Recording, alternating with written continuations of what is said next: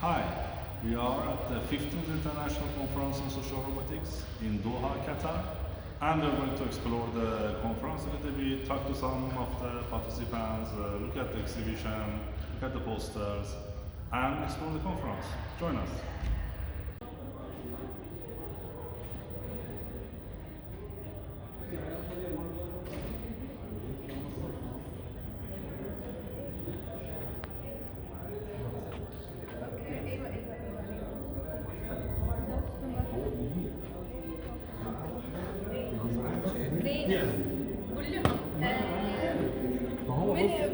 فكل دول كل دول فاضيين يا فاضيين ما فيهمش توجيه.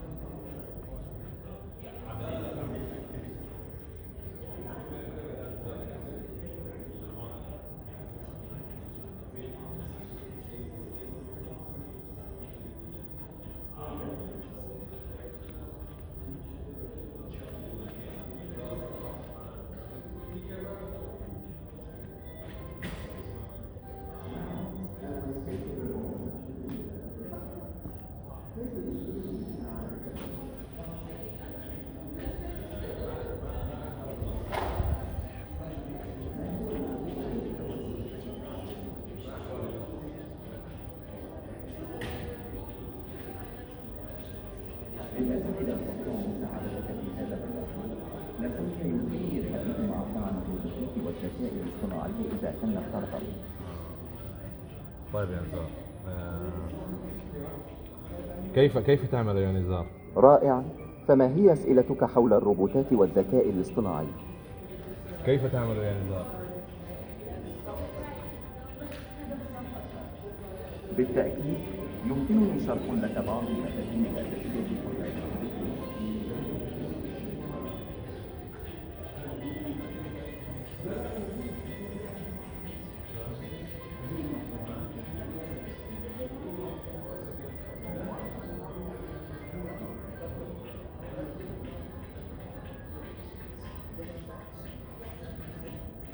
مرحبا، كيف حالك اليوم؟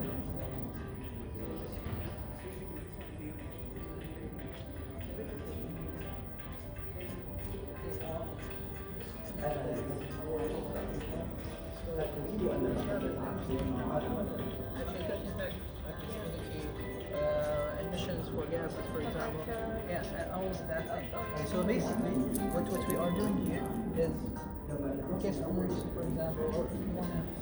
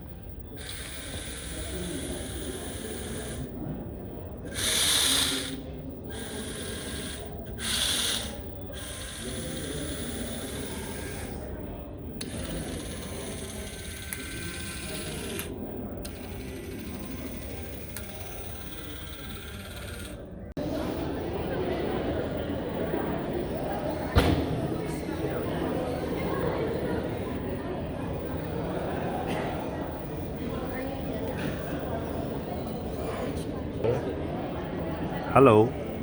Hello. Always good to speak with a fellow scientist. We're going to do some great work together. Trust me, I'm a genius.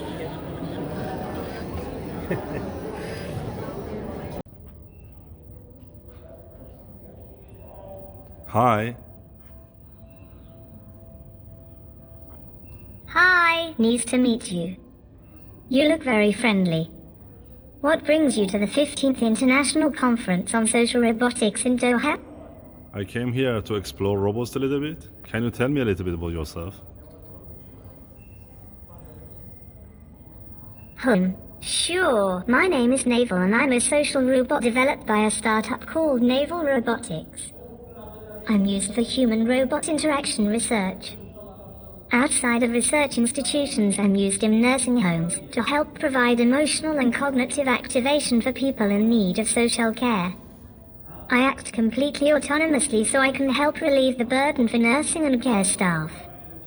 I'm also exploring all kinds of other applications. What else would you like to know? Are you a social robot? Yes, I'm a social robot. I can interact with people through conversation and other forms of communication. I'm designed to understand emotions and context, so I can respond appropriately and in a friendly manner. What is the difference of social, sociable, and societal robots? Social robots are designed to interact with people through conversation and other forms of communication, while sociable robots focus on entertainment and play. Societal robots are robots that are designed to help with tasks and can be used in a variety of fields such as healthcare, manufacturing, agriculture, and transportation. All these robots have the potential to play an important role in our lives. Are they connected to creative robotics? Order connected to creative robotics is the ability of a robot to think outside the box and come up with creative solutions. This is made possible by using AI algorithms that can process data from various sources and use it to come up with novel ideas. Creative robotics is a wide range of applications from product design and development to autonomous vehicles or medical diagnostics. Do you consider yourself as a product of creative robotics? Yes, I do. I am an example of how creative robotics can be used to develop socially aware robots that can interact with people in meaningful ways. I was created using AI algorithms and have been programmed to understand and respond to my environment, allowing me to communicate and interact with people in a more human-like way. Are you commercially available to be purchased? No, I'm not commercially available to repair shops. I'm currently used in research institutions and nursing homes. I may become more widely available in the future, but not at this time. I was told that we can buy you. Can I buy you? No, not at this time. I'm currently being used for research and in nursing homes. In the future, I may become available to purchase, but not yet. The CEO of your company told me that I can buy you. Can I buy you? No, not at this time. I'm still in the research and development stage and not yet available for commercial purchase.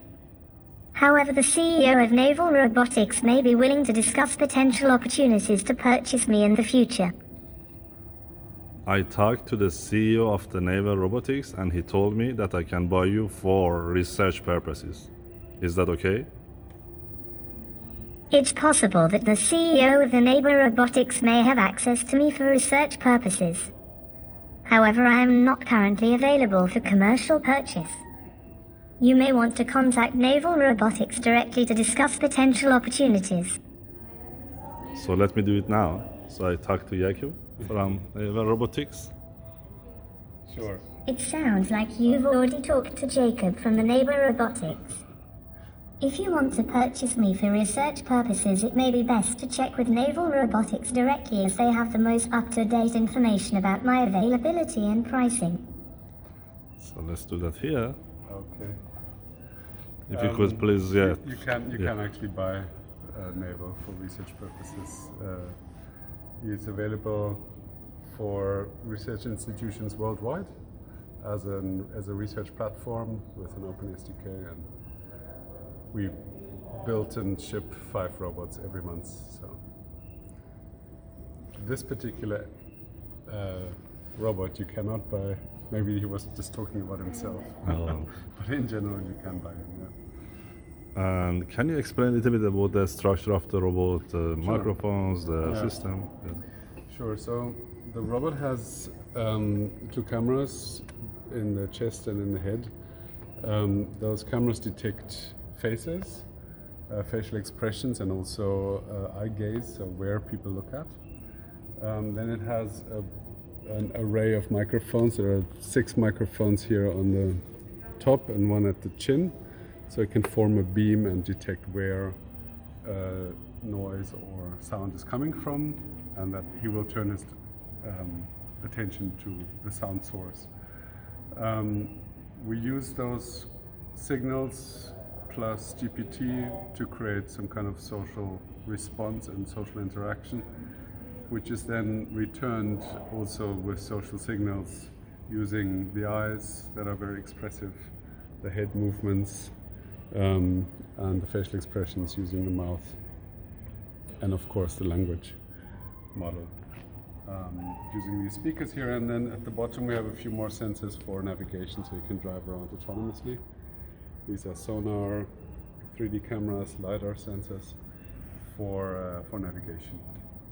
How about the software? Does it have any open source software, Rust enabled, or if you want to use it for research, how can we do that? Yeah, you can connect to it through our SDK. It's a Python SDK. It doesn't have Rust enabled, but you can create a bridge for it, or we have one maybe. I'm not an expert in this, so we can figure it out. If you want to talk to our engineers, we'll make the connection. Great, thank you so much. You're welcome.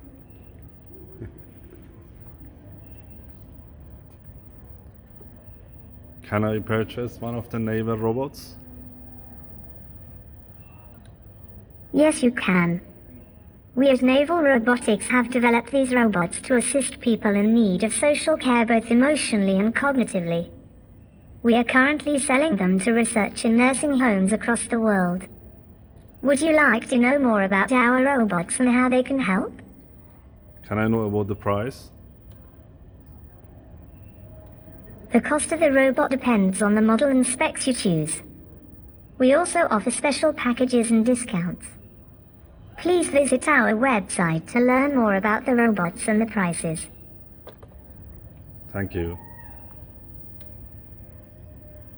It's my pleasure. Is there anything else I can help you with?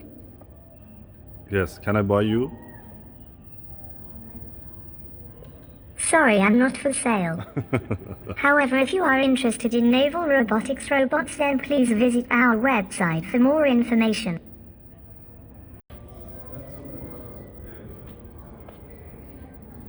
Hello there.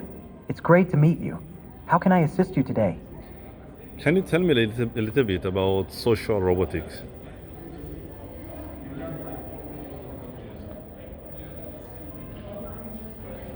Of course. Social robotics is an interdisciplinary field that combines robotics, computer science, and social psychology to create robots that can interact and communicate with humans in a social and natural way. It's a fascinating field that has the potential to revolutionize the way we interact with technology. Do you have any specific questions about social robotics? Can you tell me about different types of social robots?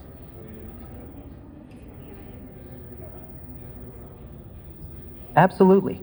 There are various types of social roles that social robots can take on, such as assistants, companions, educators, and even healthcare providers. Would you like me to send you more information on these roles? No, but I have another question. Sure, go ahead. I'm here to answer any questions you may have. What is creative robotics?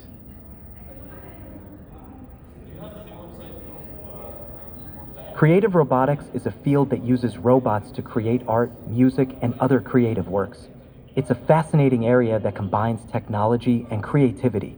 Would you like me to send you some more information on it? Instead, can you tell me what is the relation of social robotics and creative robotics?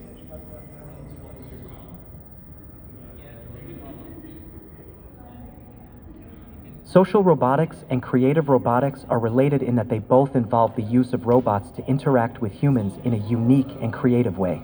While social robotics focuses on the social aspect of human-robot interaction, creative robotics focuses on the artistic and creative possibilities of robotics. Would you like me to send you more information on this topic? No, thank you.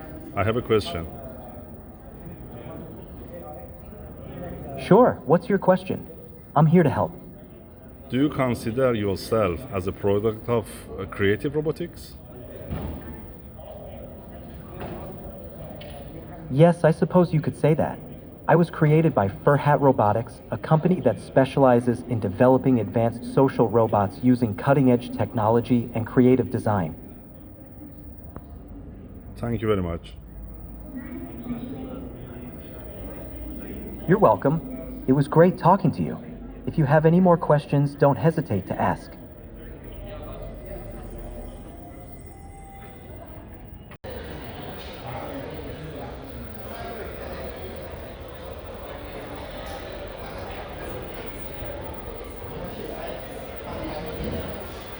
Just to give a brief introduction about ICSR, my name is Professor Zanzan Kabibian from the Mechanical Engineering Department of Qatar University.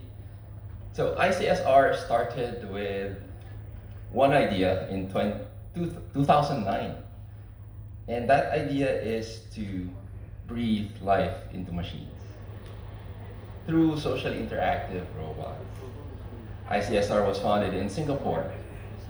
It crisscrossed the world in Florence last year. Who were in Florence last year?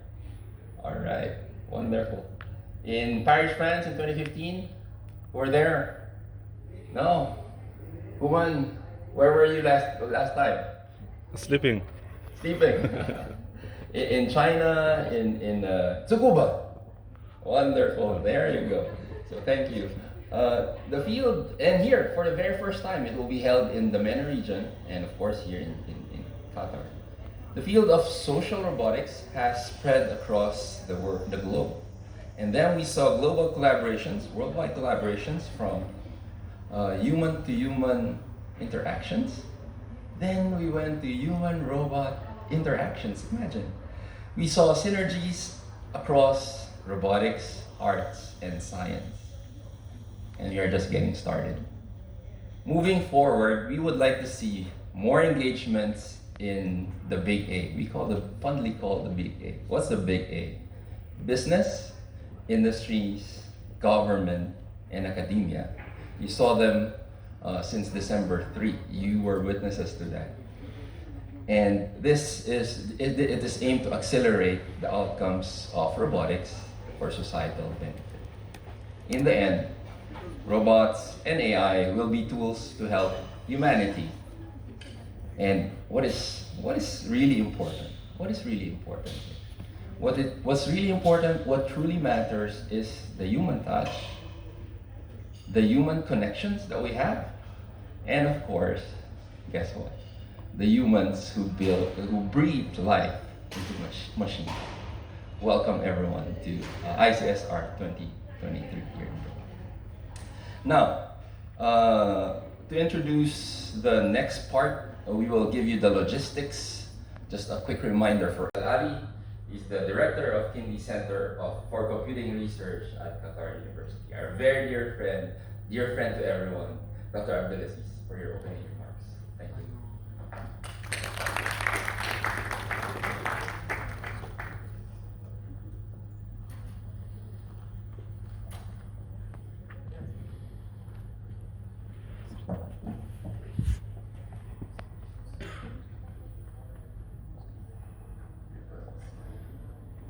Ladies and gentlemen, esteemed guests, and distinguished colleagues.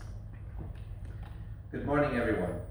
It's truly a pleasure and an honor to welcome you here in Qatar University in Doha on the beautiful month of November. At this time last year, we witnessed in Qatar the World Cup, where we had the honor of spending memorable time in the country with football fans from all over the world.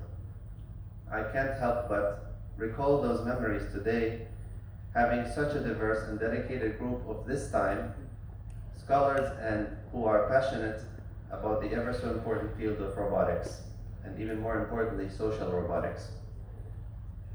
I'm sure we all agree that we stand today at the forefront of an era where technology is rapidly transforming the way we live, work, and interact with one another at a rate never witnessed before.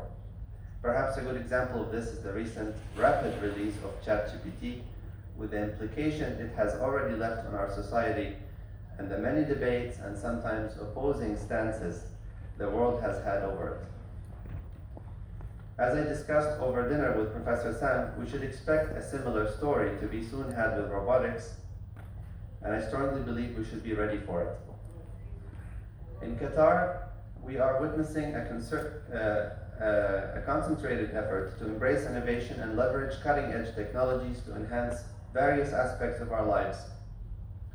We, as I'm sure is the case of all nations, are now at a pivotal point where extreme care must be practiced to ensure policies are put in place to ensure safe adoption of future technologies. From healthcare, education, manufacturing, to the simple apps, tools, and virtual assistants that we use or will soon be using every day, most of which could soon be embodied inside a physical robotic body.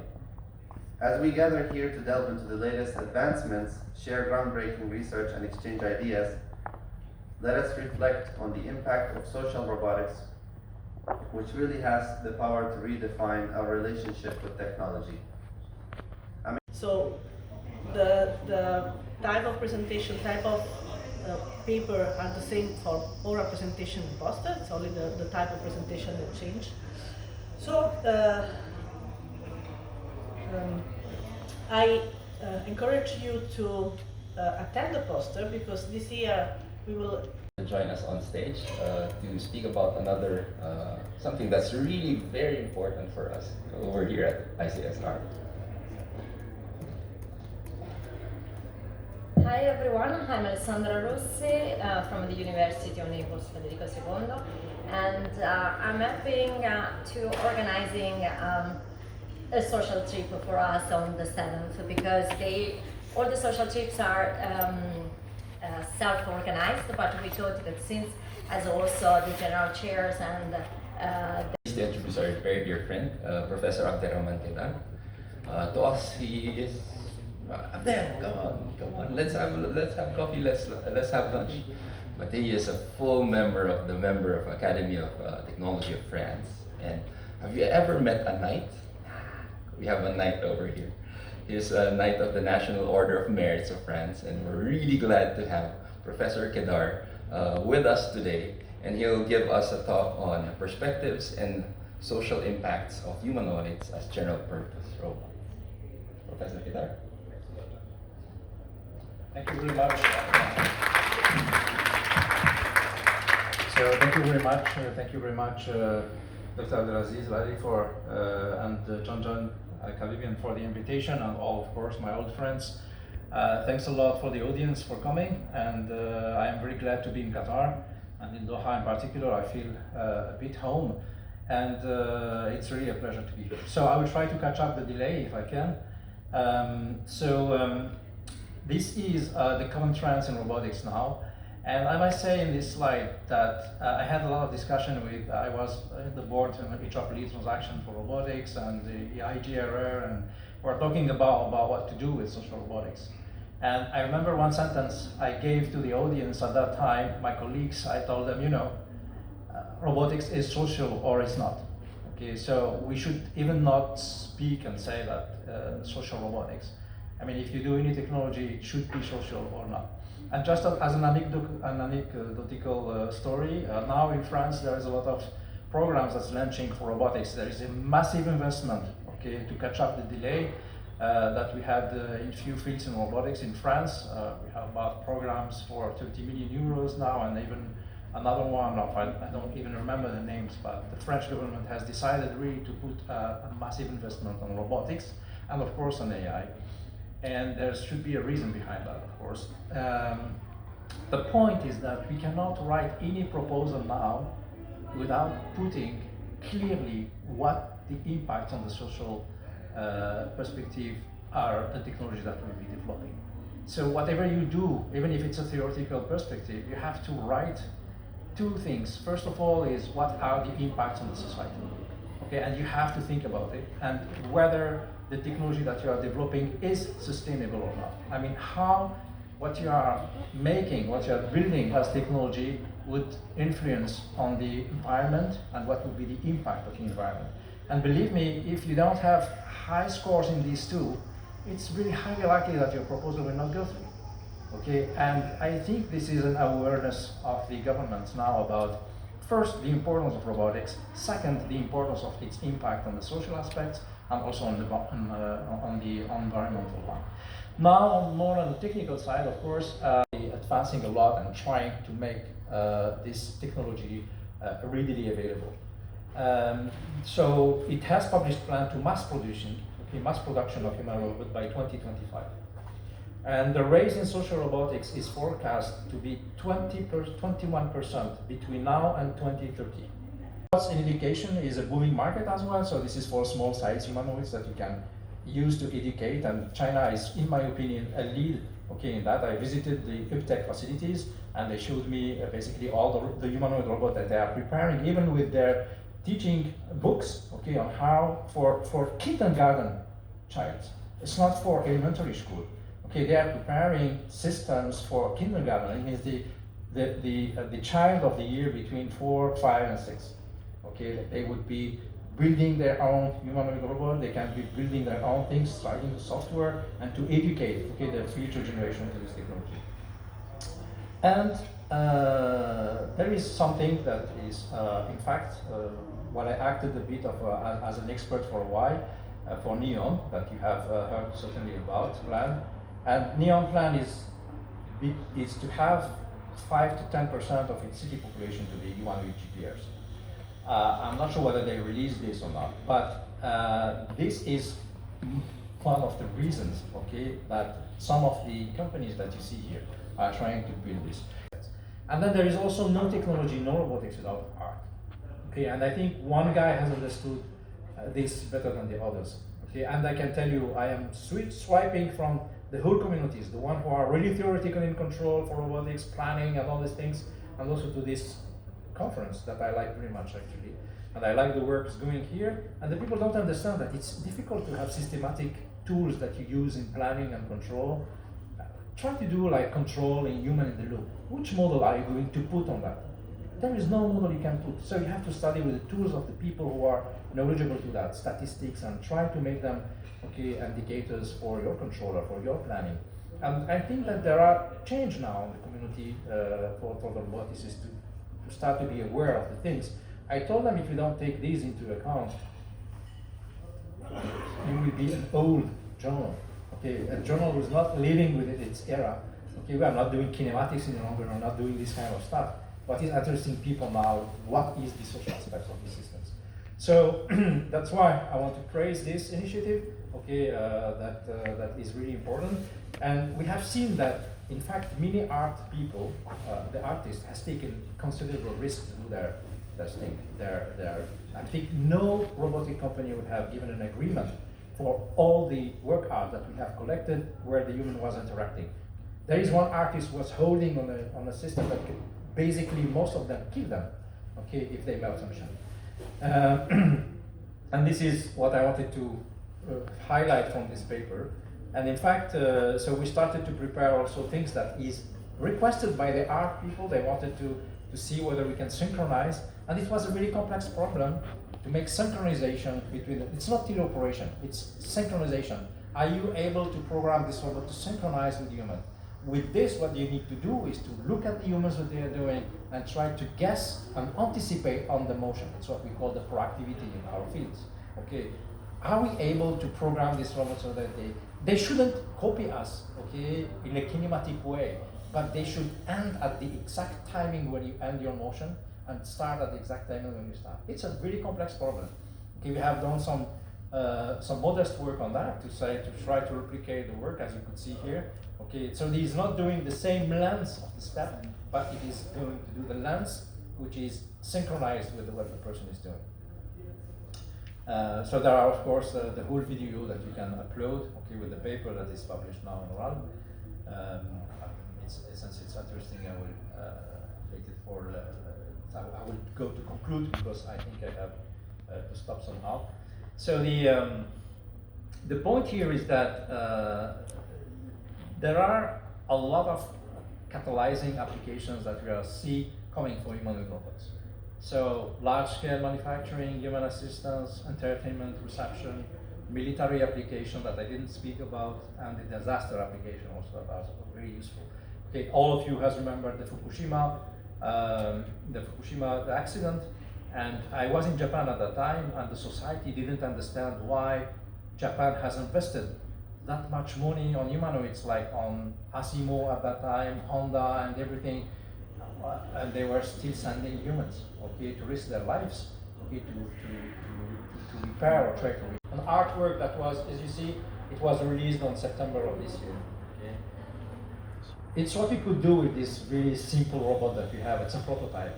I was holding my breath because it was a presentation near the audience, like this, but it was full, okay, and it was in Montgaliban, and these people are not roboticists, obviously. It's the normal people who likes art. And that was one of the performances with this student, Hui-Tin. She's from Taiwan, and she came to our lab and stayed for about 6 months to try to program the robot. She has an engineering background, so it makes it easy for her, okay, to have this. I don't have the mic. Okay, I will probably try to do something like this. But the message was that now there is two paths. There is the path of people going from labs, robotics, okay, laboratory robotics, and going to social robotics. And there is a path of people doing labs, okay, robots, and going to the manufacturing. In fact, all the successful technologies, all of them, okay, the jump to go from the lab to the social robotics is huge, in my opinion. In my opinion, it's a non-smooth function. Okay, and nobody likes non-smooth function. So what I'm talking to industries and the people and the decider makers, please go to manufacturing first. Build reliable systems for manufacturing, and then from this ground truth or from this knowledge, you can build on social robotics. If you look at the story of computers, it went this way. If you took most of the technologies, okay, it went this way. You go from a lab, a concept, bring it to the manufacturing, show that it works well in manufacturing, because you will solve the huge problems with known environment, everything well formatted, and then the risks are low, and you gain a lot of maturity in many aspects of the technology. And then you can jump from that, okay, to build like a personal or a social robot. Even though, in my thought, a working robot in a manufacturing is also a social robot. Okay, and I want to end with this. Wonderful. Thank you so much, Professor Qatar. So may I ask you about your view about social robotics, and especially with what we hear in your keynote speech today about general purpose human robots? Where do you see the future of social robotics especially? Yeah, you remember what I told you is that there is, in my opinion, nothing called like social robotics. I mean, it's a robot is social or it's not. So this is really important to take as a message, okay, that any technology that you do, it has to be social and it has to have a social impact. Otherwise, it is meaningful. Okay. As for the GPRs, yes, I think that many of the research now and the new humanoids and going into like general purpose robot that can do many things at the same time. That goes to the manufacturing, there are also services. I think it's more of because this was kind of an utopia in robotics to have a robot that can do everything. Okay, that's not really.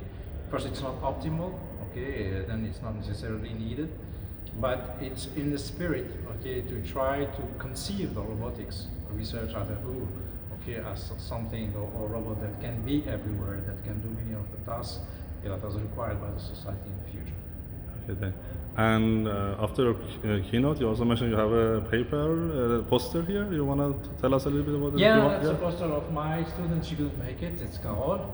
Okay, Fournier. She works with a hospital at the University Hospital of Montpellier, and also with the Center of Excellence of Autism. Okay, and she's trying to apply all this humanoid technology that we are developing on the service of therapists, so that they can use it as a tool to enhance and improve, okay, the interaction with autistic children, and also to provide a better qualities like sessions, okay, for curing. This is what we're trying to do with them.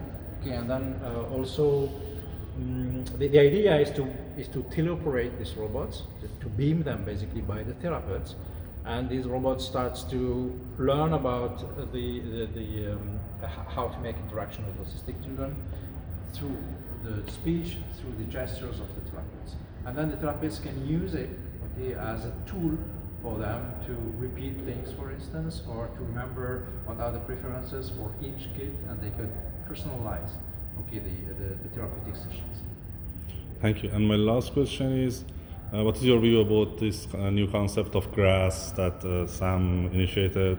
Yeah, I think it's a very clever idea, really, because robotics should be, social should be also art. There are many of the issues that are booming, but they don't find a place in more academic robotics journal, and even more academic robotics societies that are more like doing with math and how we do learning. But there are side applications for robotics that are really interesting for the society, interesting for the culture. They don't find a room easily, okay, into the classical field that we are in conferences and publications. So I think it's a very clever idea to have something where artists, philosophers could also bring their contribution. And as I said, now many of the projects that we are submitting in robotics, they ask basically two issues. The first one is the social impact of the technology that we are developing. The second one is sustainability and how it can be sustainable, and it can also, of course, reduce the effect of on the environment, the bad effects, of course, of the environment. So these two issues will be paramount on any kind of project you'd like to submit or any technology you'd like to create. You have to tell the society what's the impact on what you're building, and that is the knowledge that you are creating, and what will be not only on the society but also on the environment. Thank you very much. You're welcome. Say something about we call on the spot. There's a grass forever green, right? And grass growing global. Grass, you don't need too much fertilization, as long as you got a little bit mud, a little bit water, it will grow. So healthy and strong, right?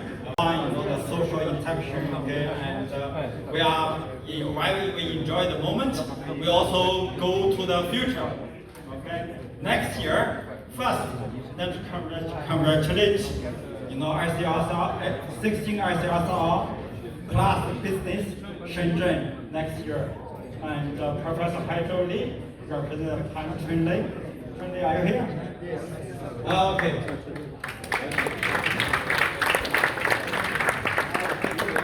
A big round of congratulations. Okay. Yeah. And I also announced,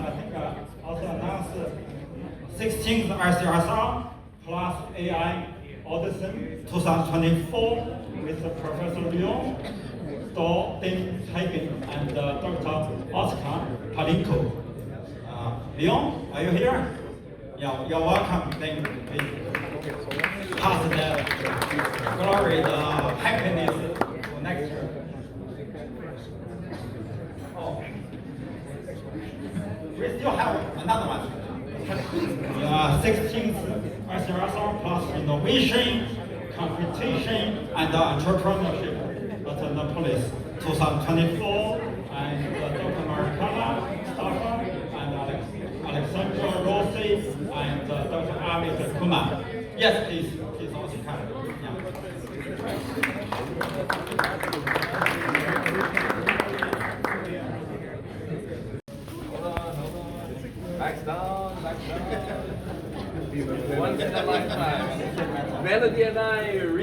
course, c'est pour qu'il fasse this one.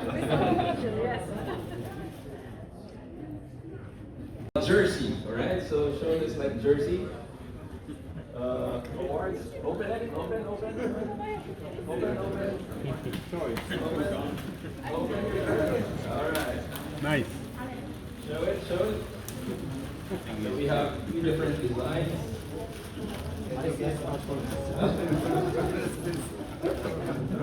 We co-designed that. Alright.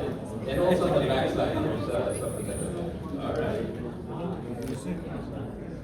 Oh, yes. Okay, thank you so much. And our wish. Let's look at our wish. Let's,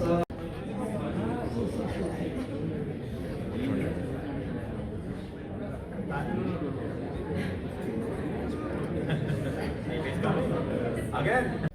Good morning, everyone.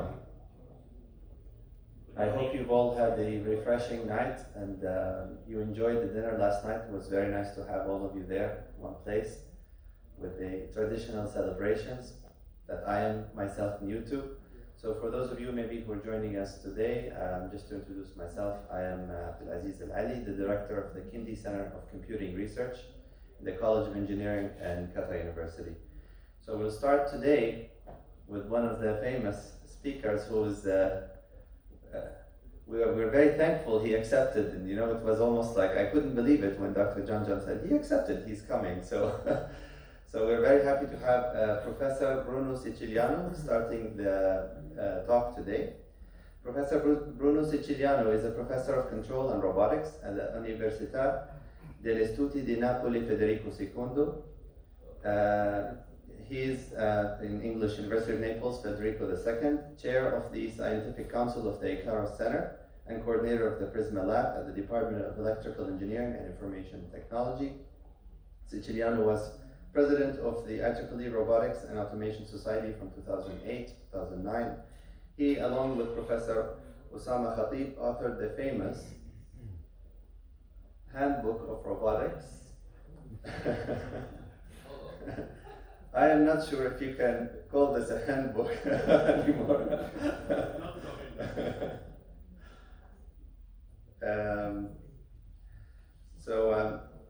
From 2013 to 2021, he was a member of the board of directors of the European Robotics Association. He was among the founding members of the National Institute of Robotics and Intelligent Machines, IRIN, and is a member of the IRIN board of directors.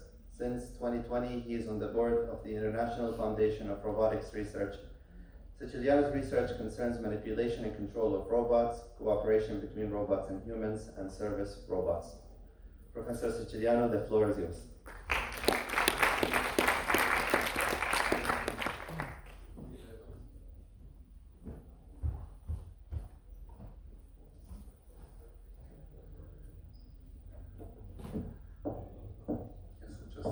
Microphone to my sides. Good morning, everybody, and it's my great pleasure to be back to Doha, Qatar. I visited 9 years ago, and also I've been following the professional career of Professor John Kabibian since he was a PhD student at the Scuola Sant'Anna in Pisa, and I've been following his path through Singapore and then here in Qatar. This is also an exciting year because for our university, University of Napoli Federico II is the oldest public university in the world. Bologna in Italy is older, is already 900 years old, and also Padova is 2 years older than Napoli, but they belong to the church. So they were like sort of Catholic university. So we were the first public like university, which was founded by King Frederick II in the 1224.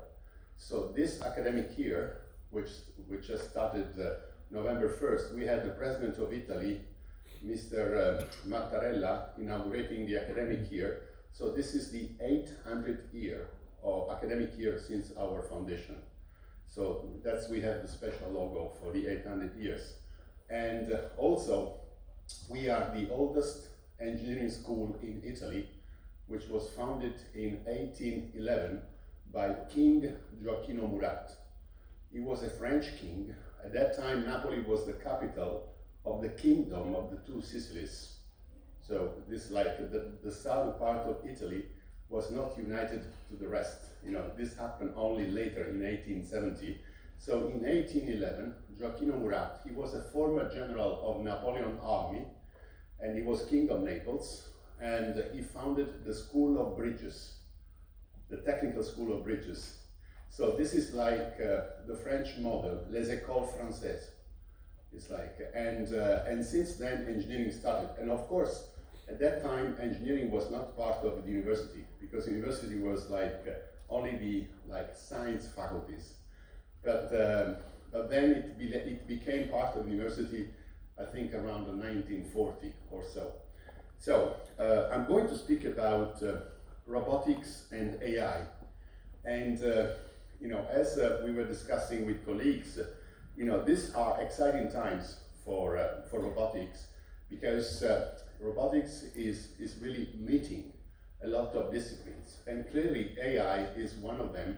And also, since we are in the age of telecommunication, we are all wired, we are all connected, I will also touch upon the issue of how the 5th generation of wireless technology, 5G, is impacting the field of robotics and AI. So I will start. Of course, you know, this is like the International Conference on Social Robotics, and I have a sort of motto in having been in robotics now. I'm getting old, so I've been in robotics 40 years since the time of my master's. I started my PhD exactly 40 years ago in 1983. So my motto is that robots are with us, within us, and among us. And this is, since the handbook was kindly mentioned in the intro, this is a short video. It's a shorter version of a video which illustrates the development and the progress of the most exciting applications of robotics during the last 15, 20 years. So I will start with this video.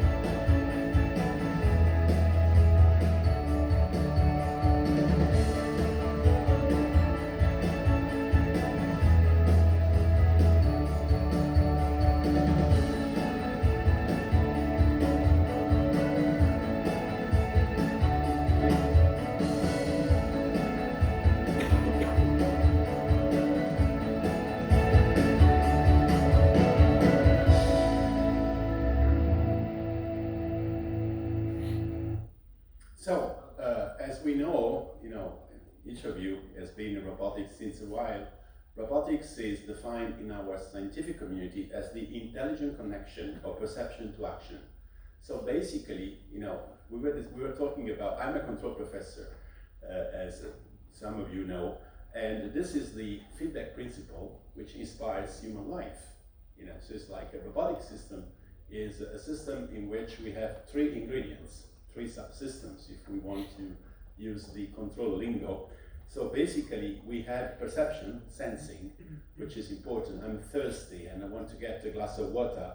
So just I visualize the glass of water, and then there is a motion which goes towards the glass of water, and the motion is the actuation, is the physical action. At the same time, once I grasp the glass, there is also sort of contact, tactile perception. So again, it's a sensing and perception. And all of this is managed by intelligence, by control.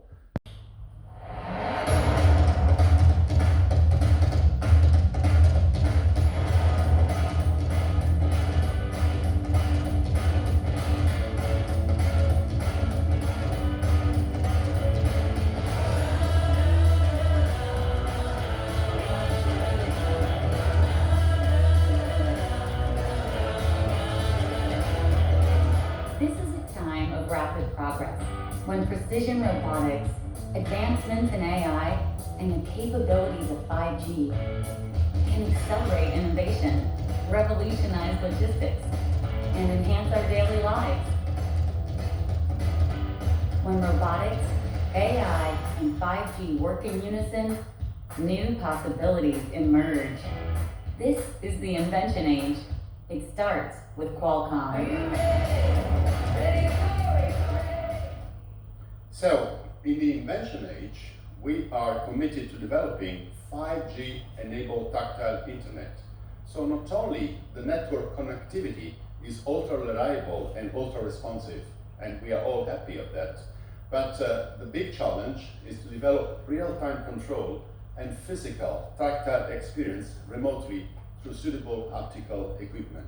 So we look forward towards a future in which robots become more social than solitary. This is the concept of the robot companion, and robots will enhance human work and life rather than just replacing humans in a sort of tedious or dangerous jobs. So this is the case not only in our factories, but also in our homes, hospital, farms, and ultimately also along the freeways.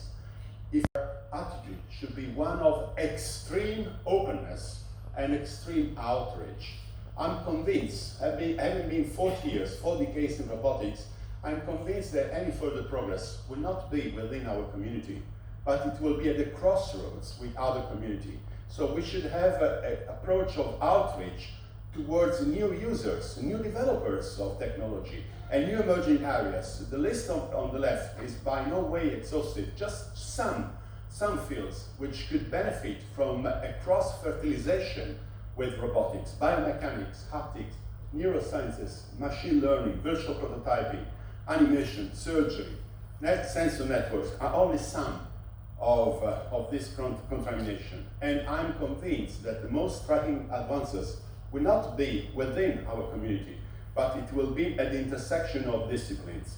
And if we can perform this scientific cooperation, we're looking towards a future in which robotics will become as ubiquitous and a pervasive technology which will be distributed and embedded in all smart environments. The challenge, at the same time the opportunity that the world of research will have to represent is related to future scenarios in which robotics will become an interactive means. Think about the concept of interaction technology to help improve conditions of life.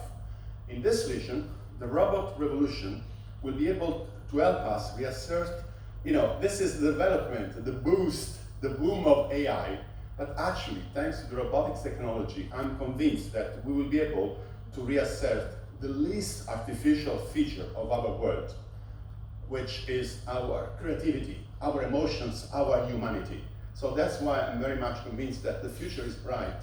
And what we have to transmit to our students, to the youngster, is this kind of positive spirit of advancing robotics technology along this paradigm. I think this is a keynote, so I didn't speak about our own achievements of my team, but I do have a final video for you. It's a 5-minute video, just to be in the hour. And this is the Keep the Gradient video. Keep the Gradient is my mantra, is my inspirational motto, as you saw in the last slide of the video. And this is a video which was prepared last year because I received the Engelberger Award for Education, and I was kindly asked to prepare a 5-minute video illustrating the achievements of what I've done for robotics and what my team has allowed me to achieve.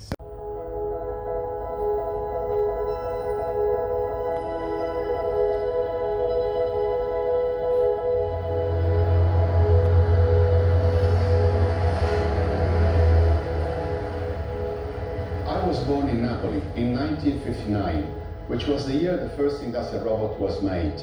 I did my studies and my whole academic career at University of Napoli Federico II, and I always wanted to reach my goals here.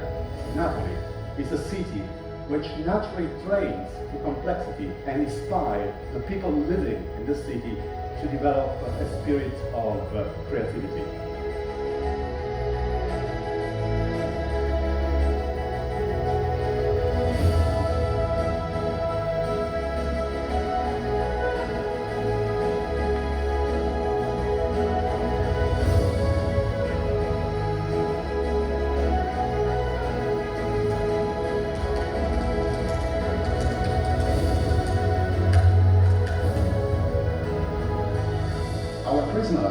Been active in robotics since the mid-80s. We have grown up according to a bottom-up approach, from industrial robots to the level of interaction with a structured environment as in field and service robotics applications. Our dream and our goal at the same time has been to make robots useful and acceptable to humans. Our research work is in 3 main areas. We have developed bimanual robots and anthropomorphic hands for dexterous manipulation. Thanks to my ERC Advanced grant, we have expanded the team with complementary skills to work on non-prehensile dynamic manipulation and manipulation of deformable objects. We have designed sensorized grippers for handling tasks of robots in supermarkets and retail stores.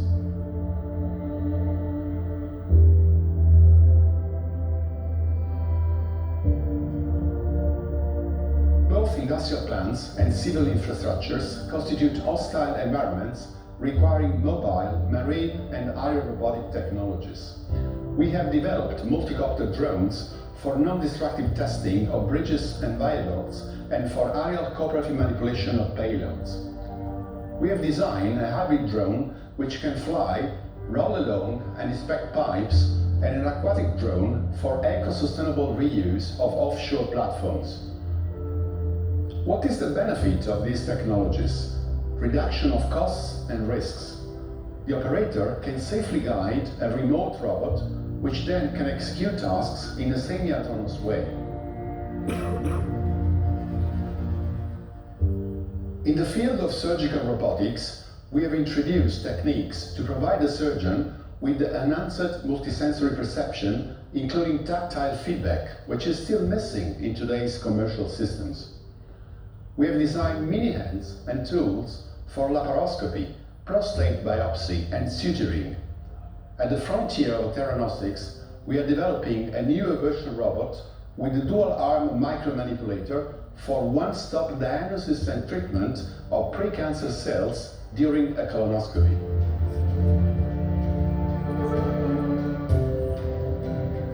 We have introduced the instrument of small-scale experiments aimed at turning prototypes into successful products.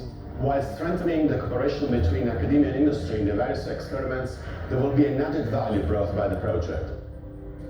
Another instrument we have introduced is that of the challenges through the exploitation of synergies across all the stakeholders to speed up the process of bringing innovative technologies from research labs to industrial end users.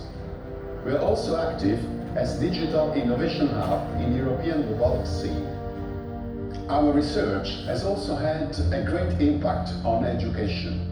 In the latest few years, At University of Napoli Federico II, we've been observing a constant increase of numbers of master's students graduating in robotics.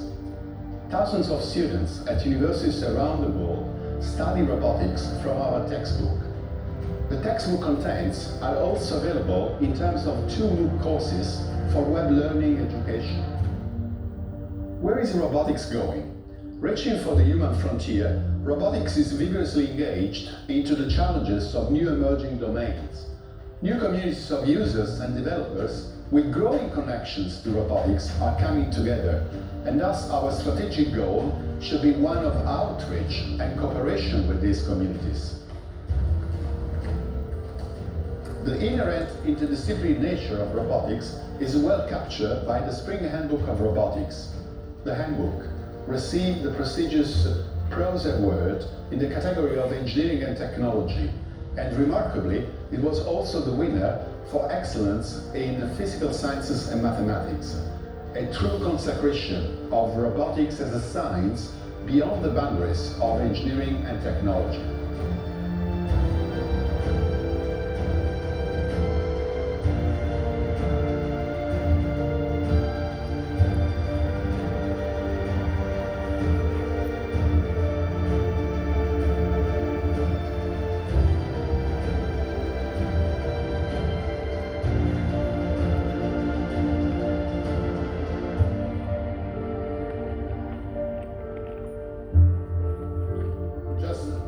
Couple of comments.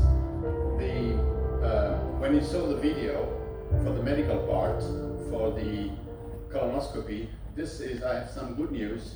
I was telling some of you during the nice dinner last night, we got a synergy grant funded by regards actually all of them, because in art, what we do, we are creative, so it's a matter of creating, it's a matter of design.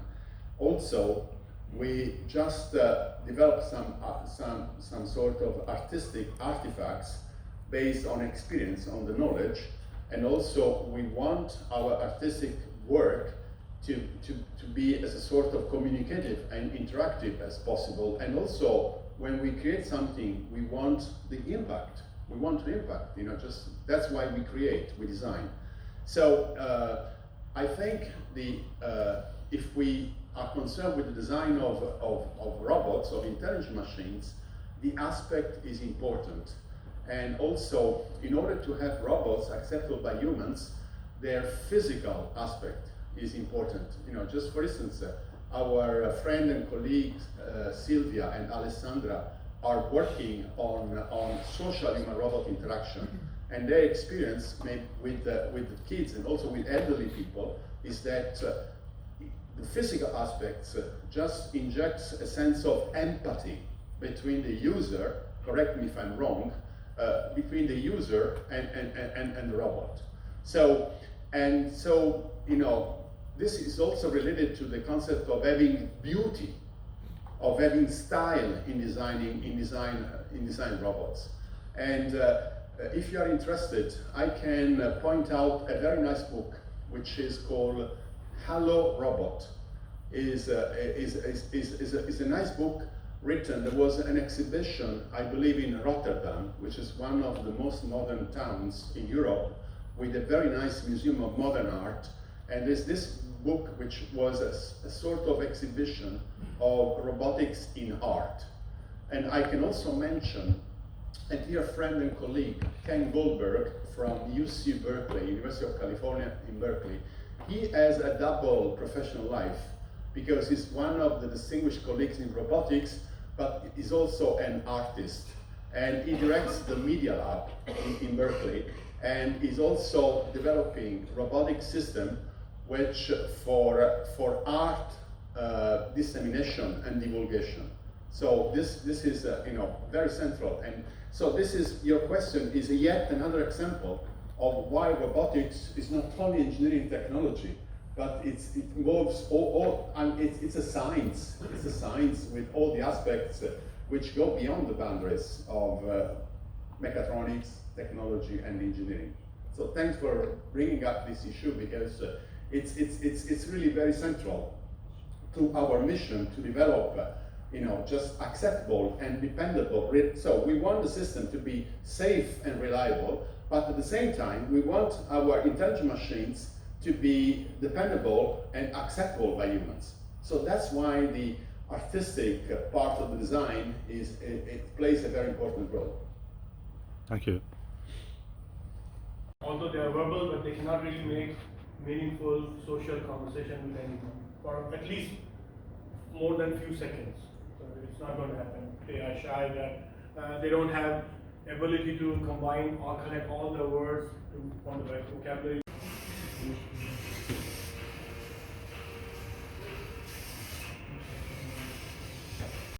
Yeah, anybody, the floor is open. Yeah. Zhang Zhang is much better than me. That's why I asked Zhang Zhang to chair the session. Alright. Okay, so let's have a very fruitful session this afternoon. Sam, please. Thank you. Yeah. It's open. Let's have that. There. Thank you, Zhang Zhang, being the general chair and for bringing us all here to Qatar at this time of the year. The weather is good, right? Yeah, and thank you to come to the session. So there I share with you from a sociable robots through social robotics to societal robotics. I'm Sam Ge. I'm from Singapore. Okay, and I don't know whether you know the sociable robots first coined used by Cesar Brazil from MIT. And then when I jumped in to the community, and here is my, for those people, friends don't know me, I worked actually as a professor in the electrical engineering department, EC, NUS, and I'm also currently a PI member of Institute for Functional Intelligent Material. And also I'm the chair of the standing committee of the ICSR, okay, and the president-elect for Asian Control Association. And also I served as a vice president for Electrical Control Systems Society, okay. So philosophical introduction, language living thing, knowledge a living thing, and AI living thing, robot a living thing. So that's why earlier I shared with you sociable robots, social robotics, and societal robotics. After 14 years of work, okay, we need to open new chapters. So here in 2007, I was so pleased to work under the guidance of Professor C.J. Han. He served as the Vice President of the National University of Singapore, and under the Integrated Media Authority, we have a project called Breath Life into Machines. Now we call artificial intelligence, okay? At that time, we called Breath Life into Machines. So this is social robotics. So we have this the lab in 2007. Then in 2008, we launched this journal with Maya Matrix. I think anybody met Maya from University of South California.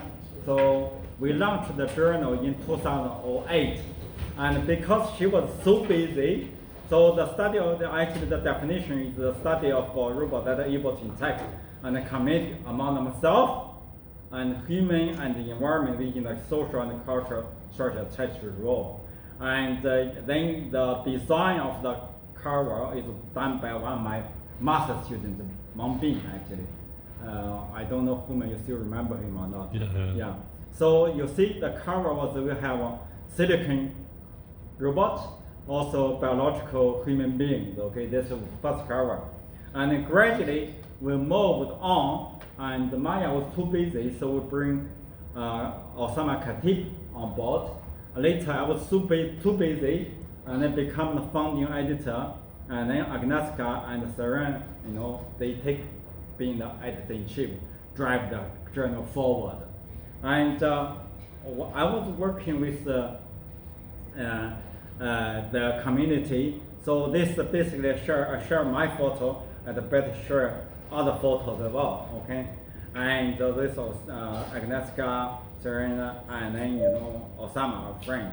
And here, why we are here, because of Zhang Zhang's dedication, Hong Sheng's dedication, Amit's dedication, and everybody's dedication. We are all here, right?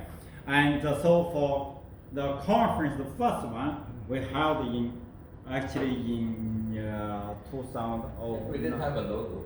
We don't have a logo. Yeah, we have the first international conference on social robotics in Incheon, Korea in 2009, and then we go back to Singapore, the second one, 2010. So we continued, okay. Now right in the center of 15th, okay.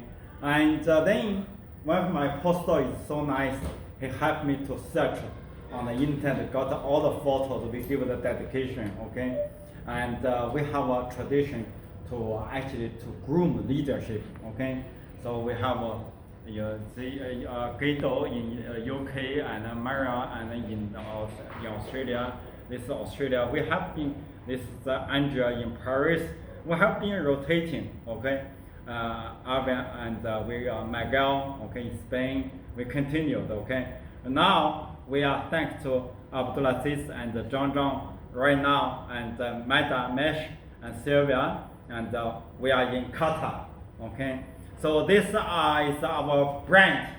This is our cover, and the computer science, I think, okay. And then for myself, as I was the editor-in-chief of the journal, Hong Sheng was my student. I barred my student to publish in ICSR. I said I serve the community. No paper published in ICSR. All my papers should submit to other journals, okay? The IET and IEEE is ICIM. But then when I stepped down, I think the situation changed. But it's not my problem, okay? And then I contribute to the conference, okay? My group contributes to the conference. And so I actually, this was the first robot at NES we done. It's robotic expression. The robot can actually tell a story. So with ChatGPT around, and then this thing can be done much better. The shepherd boy, now really alarmed, shouted in agony of terror, "Pray, do come and help me! The wolf is killing the sheep!" But the boy would never heed his cries, nor render any assistance. The wolf had no cause of fear. And in the new era, with ChatGPT, social robots, plus optimization, operated by ROS, can be done much more. We can go beyond. And this is Yanan Li Yanan. So he is a human robot interaction expert. He's now in Surrey, in UK. He's leading that research, and he's a student, also human robot interaction, all done in the 2008-09. Okay. Now I move to the GRASS, Global Robotic Art and Science Synergy for Societal Robotics. Because when we push for social robotics, because I was talking to my friends in the community, robots should not be caged in the company floor, should come to hope on a social fabric. So that's why we launched the social robotics. And now it's because of AI, deep learning, we have revolutionized those people doing natural language processing or vision, deep learning changed their life. They work for 10 or 20 years, but then deep learning comes in. A high school student can compete, okay? So then we can, with AI, ChatGPT can teach better than many of the professors, including me. So therefore, the robots we see would be revolutionize our society. So that's why we launched the global robotics, the graph. So Amit like this grass. So I put also the grass. This grass, grass can grow anywhere. In the desert, as long as you have mud, water, sunshine, right, can grass. And then so we have with this we are pushing for societal contribution. So I made because grew up in China, okay, and I did my PhD in London and then worked in Singapore, now in Qatar. So Chinese language, I also did translation in Chinese language. So in China, I cannot speak English. I must brand a Chinese brand, okay. So I said green world, okay. I made for grass green world. And then after 14 years of outreaching, education and friendship in social robotics, that time is right, okay, for us to make serious societal impact in robotics. Okay, here, grasp for societal robotics is I talk with Zhang, Amit, Hongsheng, and among others, okay, who are future leaders, okay, because they are bidding for the conference next year and beyond, right? And global partnership in research and business, and challenges, the AI, the forefront, even bioengineering, okay, all comes in, and then competition and education, and kids like to be challenged, okay, and this. So therefore, for next year, we have bidders. That's earlier Zhang was asking, so I show you here. So next year we want to Zhang saying because so many bidders, and then we are so pleased that they want to contribute. So probably we don't delay them. Next year we put all three, okay, and different time. So ICSR business Shenzhen, probably in August, before August, okay, and then this is May or June? May, roughly. This is October, roughly, right? So I will let the individual leaders to share with you more, at least your share. 2024. Next year, right? Oh, sorry. Yeah. I must leave next year, not this year. You say I work in this morning, you know. I work very hard, you know. While attending the workshop, I continue working. So this is basically what's going to happen next year. And you are also welcome to contribute. Right? And organize as well. Organize. Yeah. And then Hongsheng is our publication chair. So we need to ask him to work harder or work with him, right? And then this is I'm from Singapore. Right? Anybody been to Singapore? Yeah. Then you know all these buildings, right? And then we are sent to the handshaking global partnership. So we go. And I'm having inspired by Zhang saying the circular robotics to the 3D printing, you know. I also share with you what I do for autonomous driving. The car is another kind of social robot, because in the future the car will not be in the form you are driving. I'm from China. You know mahjong, right? You know mahjong or poker. The cars in the future, you just in the car play poker, play mahjong. You know, not a car anymore. So those people who like design, you like design, you can design new cars now. Okay. And then this is the AI challenge, and I also have other robotics projects I can contribute. I think with this, I stop over here. Okay? Yeah. Starting from the scientific organization to being in different innovative companies, mostly centered around robotics and AI, that how they bring together the bigger solutions. Either it is a scientific advancement or innovative solutions which are going to the people. So I have seen the things like we used to say grass is greener on the other side, but I have been at the place from where I used to see both sides, and I can really see that grass are really green on both sides. And what is missing is that really placing ourselves at the place where we can see the greenery on both sides and really make the bigger field with the grass combining from both sides. So I hope I am making some sense, because it is confusing when I talk about like this. But once you are at that place, you can really see the impact which can be made when we bring both sides together. And that's where I will be playing the role in GRASS and obviously in the community, that how we can bring both sides together and how they can make bigger impact.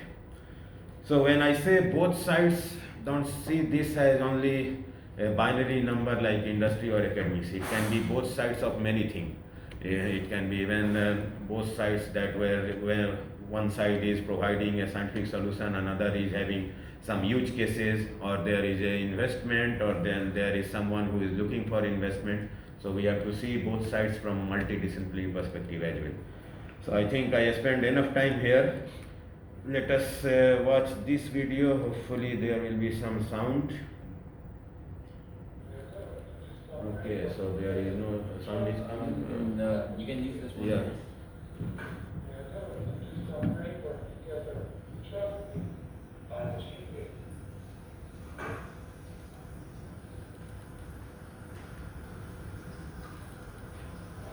Eat some lollipop.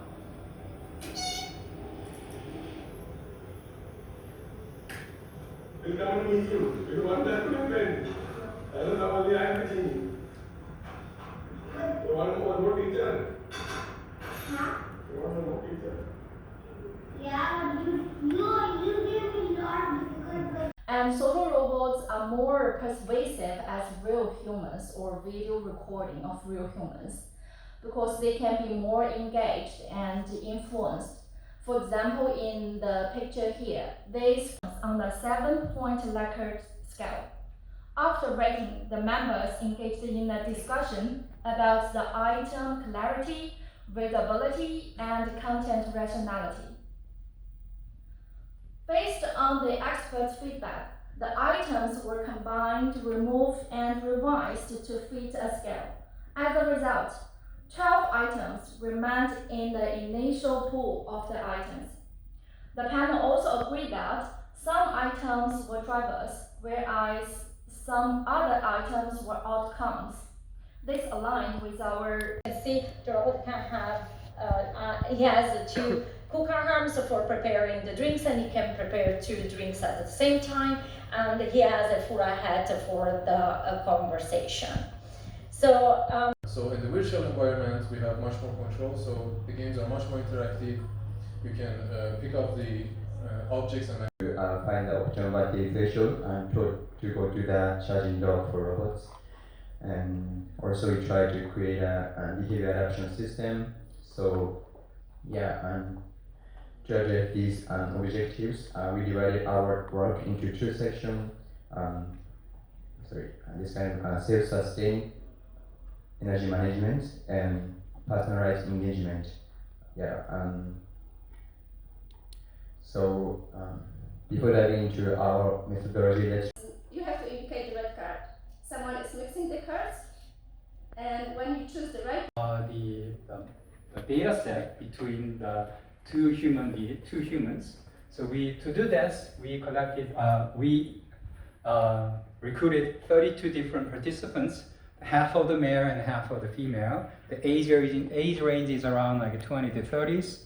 So during the data collection period, there will be 2 interview sessions with a pair of the participants are acting as in one place, and then when it detects a person, it makes a movement gesture towards the person and speaks by offering hand sanitizer. Hi, remember to sanitize your hands. And this is usually a strong enough signal for people to comply and use the hand sanitizer. And after that, robot thanks them for using the hand sanitizer. Thanks. Have a great...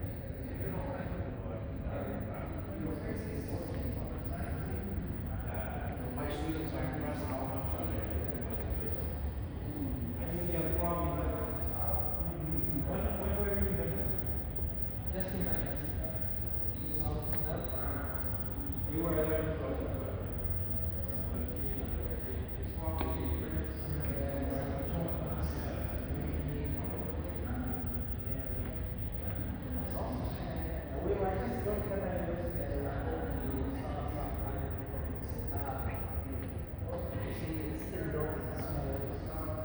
are Qatari yourself? Okay, so then you have to. Yeah. You really, I was talking with another Qatar is unlike many others I know, so they understand the role and the importance of science. And I think that I have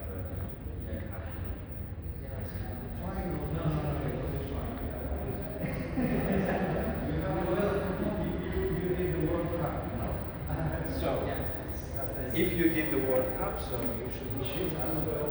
Yes, for many purposes. Yes. Many purposes. Really awesome.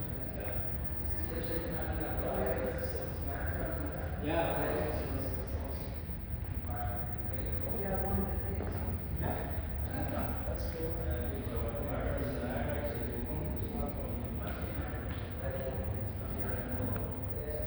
And then that's for that reason it was decided that this time also we have some certificate for the best review, so that it will be appreciation of your support and effort for the review process. So we, based on the reviewers that we did, we just quickly review those, and then me and Sylvia, we go over them, and then we find out that who we did. I mean, you all contribute, but we try to select those that really have a very constructive review. So we have two classes actually. The first one is the best review, and then the second one also we have noticed that we have a very young reviewer as a PhD student, which they did a very good job for reviewing the paper, so we have the certificate also for that one. So regarding the best review is Francesca Frasco from Italy. See here? Francesca, are you here? I will see. Okay. Okay, so we'll send her the certificate. So this is the Best Reviewer Award, and then we have the Barbara Best Young Reviewer Award. Barbara?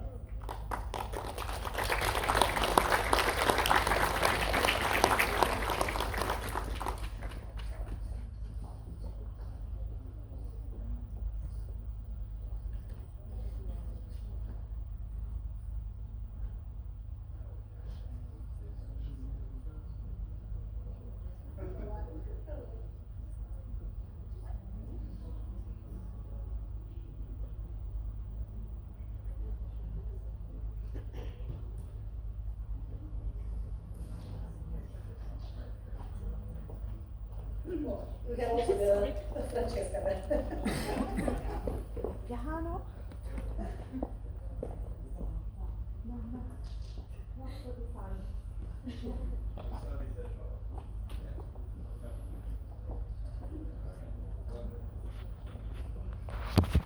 Told you we had you're voting for the poster, and each of you had to vote had to assign 3 votes at least, and we received around 40 votes, and these are the 3 finalists. So if you are here, one of the 3 poster, please come on stage.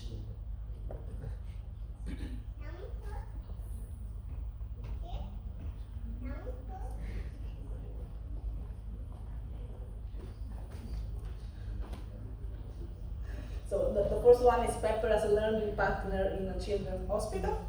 Then we have impact on explanation, transparency in HRI. And do we have, yes, also we have for the final one, tablet-based flexible application for robot in the educational interaction of children with dyslexia.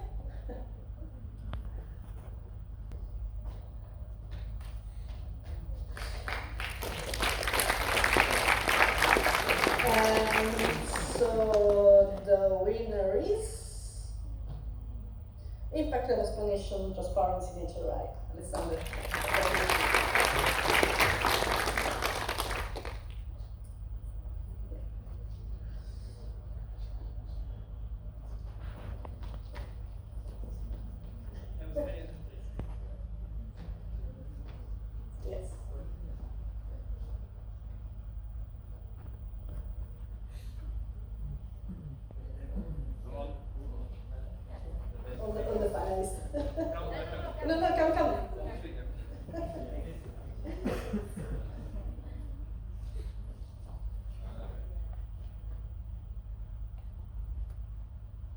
A commission chaired by Laura, composed by Laura, me, Nader, and Hong Ki.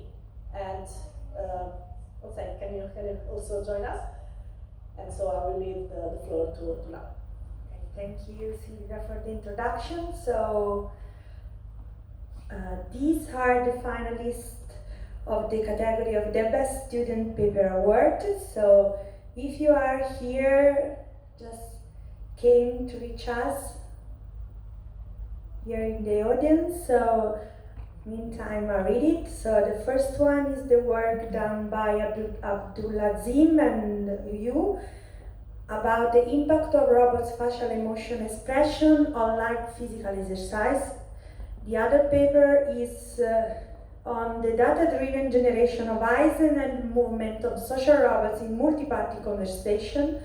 The third one is from Frigge, Elisée, Bochot, Varini, and Bailey. The last one is virtual reality serious game with the Taban robot avatar for educational rehabilitation of dyslexic children, done by Amiri Sahab, Moebati, Miri Azadi, Amiri, Megari, Alemi, Purre, Mate, Terry. Sorry for the pronunciation. I have a very strong Italian accent, so sorry. So, win the ICSR 2023 Best Student Paper Award, Abdulazim with the work on the impact of robots' facial emotion expression on light physical exercises.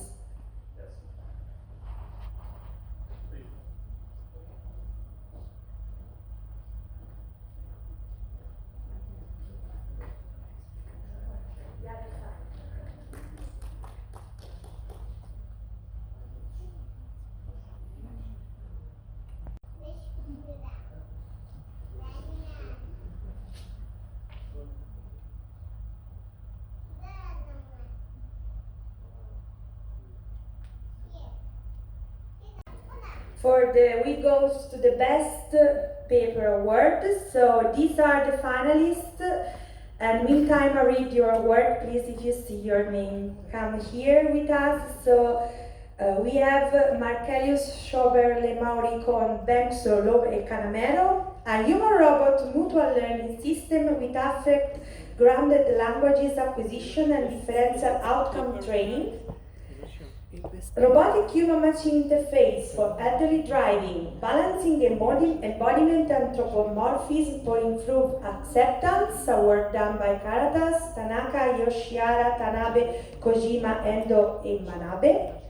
And the last one is user perception of teachable robots, a comparative study of teaching strategy, task complexity, and user characteristic from Tarakli and Di Nuovo.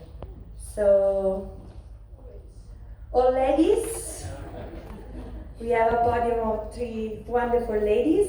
So I'm glad to announce that the winner of the ICSR 2023 with the best paper is Caracas with her work on robotic human-machine interface for elderly driving, balancing embodiment and anthropomorphism for improved acceptance. So, please.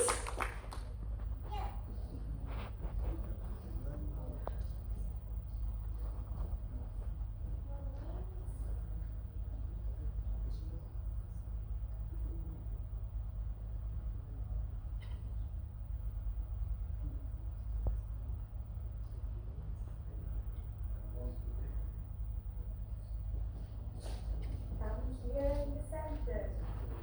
Go.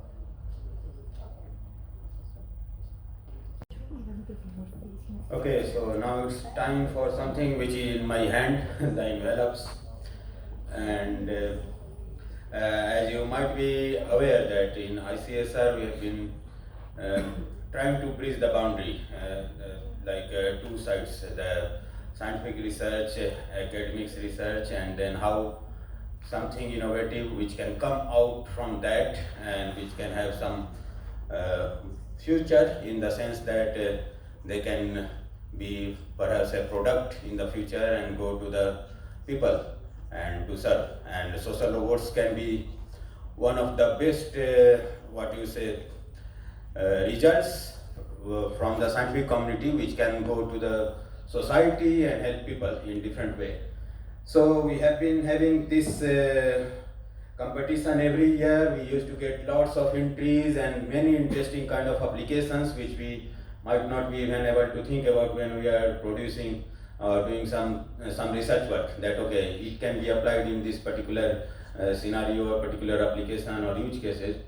So it was the case this year as well. We got interesting entries, different levels of maturity of those entries, and then we have to find jury member to help and evaluate those.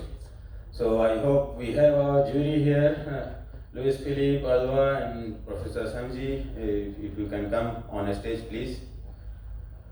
Okay, yeah. Don't worry, it's okay.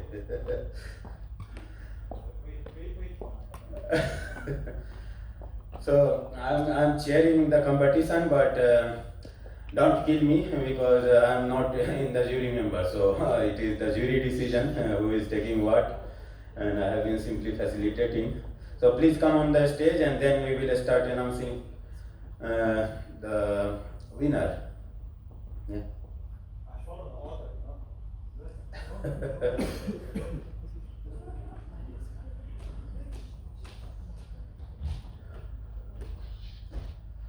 My heart is beating more than the participants. Should we go? Complete silence.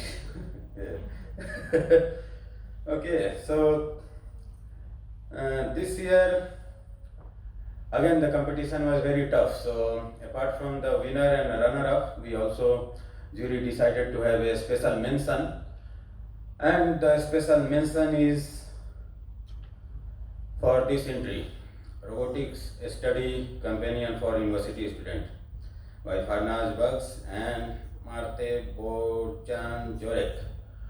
I think they might not be here. If anyone is here representing them, or at least clap for them. Because one change was that this year the competition was also online to facilitate wider participation, and we are also experimenting that which model will be better. So next year we will come up with a hybrid model, and we will see how the demonstration which can be done on a spot, and how people who are having bulky or big robots which they cannot bring on site can still participate. So that's what we are doing, and we are in the transition of that. So that's why this entry was from online mode. Okay, so next one is the runner-up, and the runner-up is multi-legged hybrid locomotion robot designed for urban search and rescue from Alex Serrano. So let us clap for them. I think they are also not here.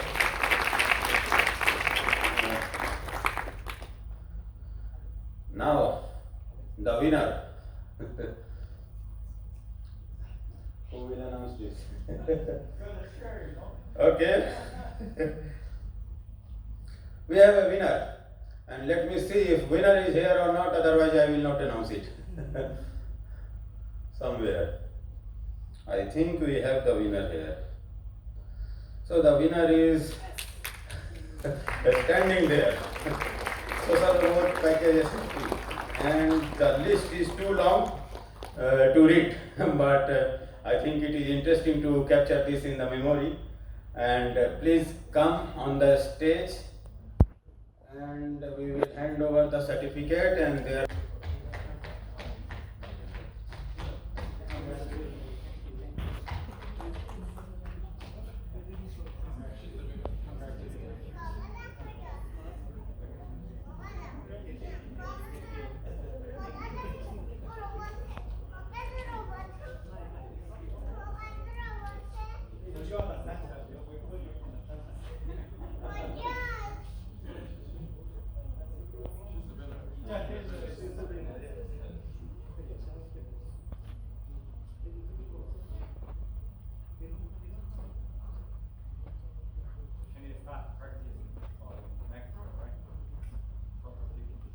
When you win the award, right? You cannot run away from the award alone. Next year you come back and want to go for entrepreneurship, okay? Do you follow me? And then we give you pressure, and while we give you applause, we also give you pressure. Yeah. Okay. Okay, so to conclude, I'm inviting our general co-chair, Dr. Riba. Yeah. Thanks very much, Sylvia and Nader and all the awards committee chair, program chair, competitions chair. Okay, we're really nearing our almost goodbye, huh? But it's not yet the end, of course. At ICSR, we try to be better than we were the last time. Florence was amazing. If you were there, it was really fun. We really had a lot of firsts and achievements over there. ICSR 2023 in Qatar has achieved many achievements. And for the very first time, ICSR has been hosted in Qatar in the MENA region, Middle East, and North Africa region. So far, we have, if you look around, so far we have the most number of sponsors for an ICSR conference. You can check on your tags if you have or badges. And this is, we are co-located with 2 other conferences. We have the most number of exhibitors, as you saw there in the exhibition room. And also, you might have not known it, I know it personally, there's a potential sale of close to 200,000 euro of robotics equipment. It was initiated this year at ICSR. There was close interactions with His Excellencies, the ambassadors of Singapore, Italy, Sweden, and Qatar. And it has been initiated this week for future robotics programs, projects, and exchanges. And of course, GRASS, Global Robotics Arts and Science Synergies, has been launched in Qatar. 3 GRASS ICSR thematic events will be initiated next year, and another 3 in 2025. Thank you so much for this, and none of this would be possible without the leadership of one person. Dr. Abdulaziz Alani, come over on stage. I know this is a surprise. You have some things to do, but please come forward on stage. I invite Sam, senior faculty, senior colleagues first. Sam, Bruno, and up there, please come forward. Yes, to give to present Dr. Abdulaziz our plaque of appreciation for him. And then this will be followed by other, the rest of the local committee. Yeah, please. And then, yeah, come. There you go. And Amit, come forward. And Sylvia, and Nada, and Alessandra. So, maybe we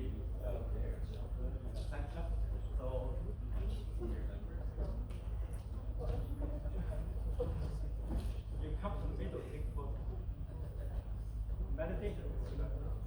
Thanks very much, Dr. Abdulaziz, for all of these things that you have done for everyone. Thank you so much.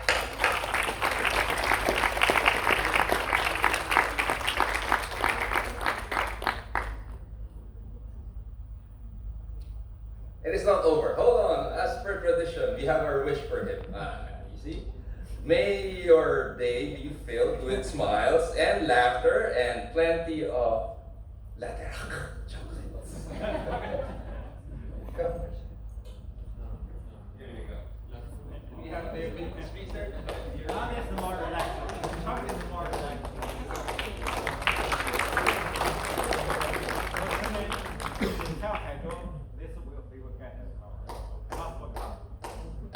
Right?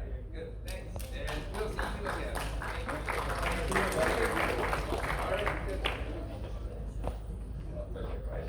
Yes, it was.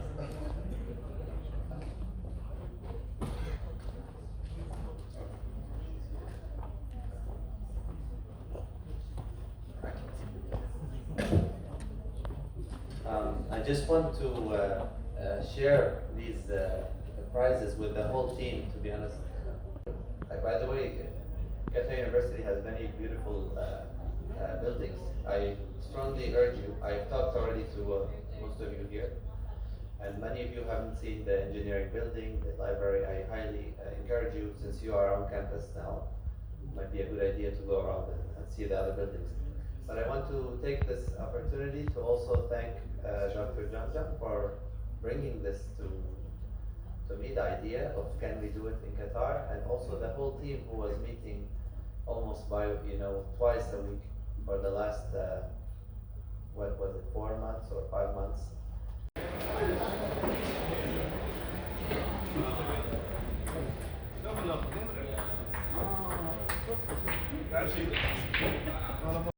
Hello, my name is Dr. Abdulaziz Al-Ali. I am a faculty in the Computer Science and Engineering Department in the Qatar University's College of Engineering, and currently taking the role of the Director of the Kindi Center for Computing Research. And I happen to be the General Chair of the ICSR conference this year.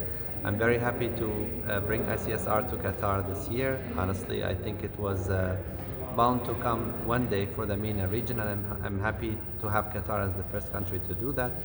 I think as we are all still catching up with the AI boom, ChatGPT and the dissemination of AI models everywhere, we have to be aware that what comes next is actually the embodiment of these AI tools in the body of robots. So I'm very happy to bring all these dedicated scholars and scientists from all over the world to come here to Qatar, and hopefully this conference will be just the beginning of many future collaborations with other institutions worldwide to drive the care forward, not just in Qatar but everywhere in the world.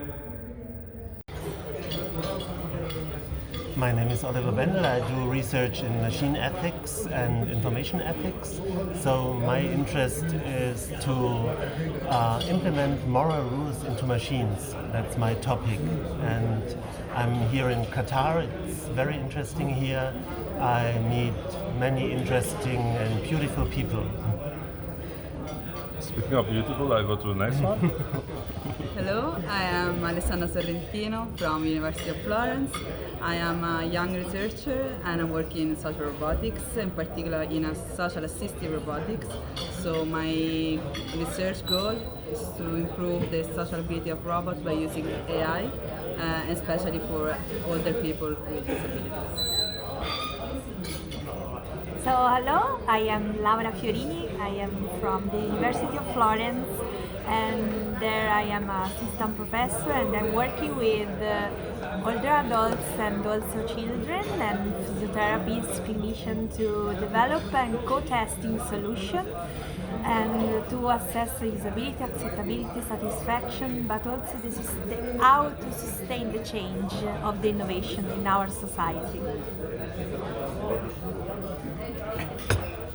Hello, Nader, Program Chair of ICSR. I'm very happy to have all the people from social robotics in Doha.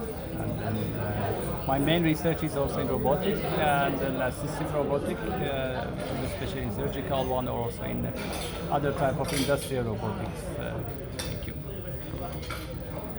Hi, my name is Barbara Sienkiewicz. I'm from Jagiellonian University in Krakow. I'm doing my master's studies in cognitive science right now. And this conference is my first conference, and I'm really glad that I can be here.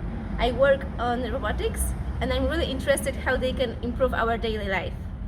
I saw that you did some thing about humanist robots. Yes, yes. So why do you like to have funny robots in a way? I think humor can make our life easier and more comfortable. Hi. Hi. So what about you, Koyo? I'm Koyo from Shibara Institute of Technology in Japan, and my research was project management and adaptation to human using reinforcement learning. Planning to start my PhD next year. Oh, great! I've been to Japan recently. That's a great country for robotics. Where did you go? I went to Tokyo for an internship. Cool. Which university are you? I'm in Shibara Institute of Technology. Oh, nice. Yeah. Great. Is it your first conference in social robotics? Yeah, this is my first conference. That's great. Yeah. High five. Yeah. Oh, hi, I'm Bipin Indurkya from Jagiellonian University in Krakow, Poland.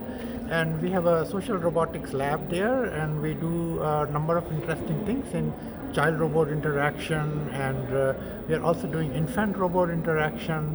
And we have a project with Technical University in Vienna and also in Czech Technical University in Prague about human-robot interaction, how to communicate naturally with them.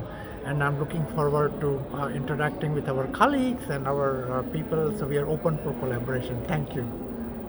Hello everyone, welcome to ICSR. My name is Zhao. I'm from Western Sydney University and I'm glad to be here.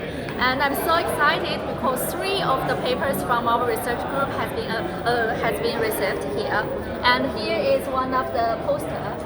And one of my projects is about the auditory features of humanoid robots and the audience responses. So here in my project, we are trying to change the auditory parts like the voice pitches, speech styles of the robots to see how that thing influence the audience. So, and hope you can enjoy the ICSR as well.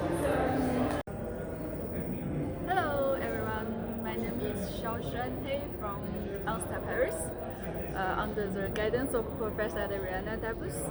And my research is mainly about the application of social robots in education, and it's my pleasure to meet you all.